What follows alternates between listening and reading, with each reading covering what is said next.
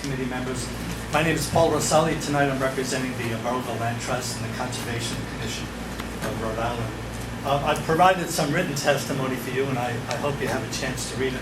As part of my oral testimony, I want to make a declaration right at the beginning. I'm a green elitist. I've been labeled that many times, and I take pride in that because of my adherence to a healthy environment, clean water, clean air. The bills before you would help cast credence on the need for an increased EFSB members and increased scrutiny in submitting an application. It's important to remember that the advisory opinions are not holding up this process.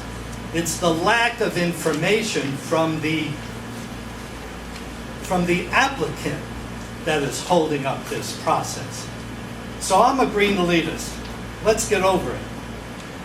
But I'm not alone.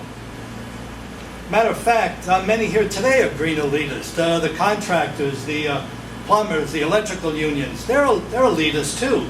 The IT specialists, mechanics, doctors. Now, I can only speak for myself. If I had to speak for everybody else, we'd be here for a couple of weeks.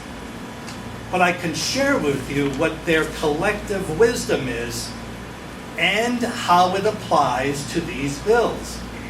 Since 2004, during every statewide and national election, Rhode Island voters have approved overwhelmingly for open space bond referendums. Newport, Block Island, Barrington, they joined Providence, Central Falls, and Pawtucket in voting over 60% to approve open space bond referendums, agriculture, recreational areas, and they do it for one very good reason.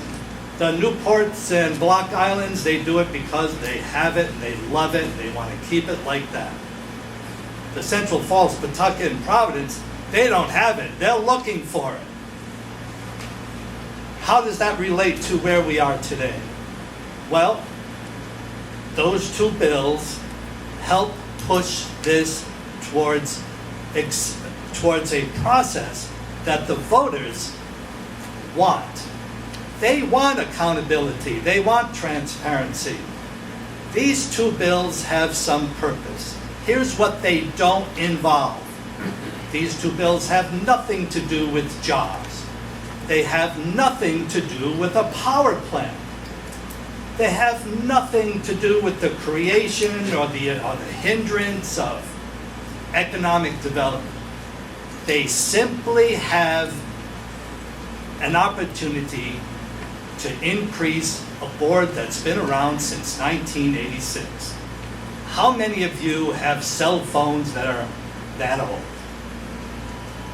Or cars? Well, maybe the cars you might have. We're at a point now where with solar, wind, and all the other alternatives and the smarter grid, efficiency programs, it's changing the way ISO New England looks at energy. It should change the way we look at the EFSB board. The other thing this doesn't do has nothing to do with temporary employment. I work in a temporary job. I'm a documentary filmmaker, have been so for 30 years. Sometimes my jobs last 5 minutes, sometimes they last 5 years. Also, in the course of my training, and Madam Chair, I have about 30 seconds left on this. Okay. In the course of my training, what I've done over the past 10 years, I've trained contractors in the hazards of lead-based paint. And here's what I discovered. If you give them information about the hazards of something, or in this case, where something is located, or in this case, the composition of an energy facility siting board that might impact their lives, they're willing to respond. In the course of lead paint training, I have earned their respect in the information I give. They've earned my respect in being able to be willing listeners, learners, taking the information and making it part of their routine. We have got to increase the Energy Facility Siting Board to give an opportunity for local input and for the advisory opinions that are so necessary here. So, Madam Chair, I'm a green elitist, and I'm proud of it. Thank you for your time. Thank you. Any questions or comments for this witness? Thank you. Ma'am, good evening.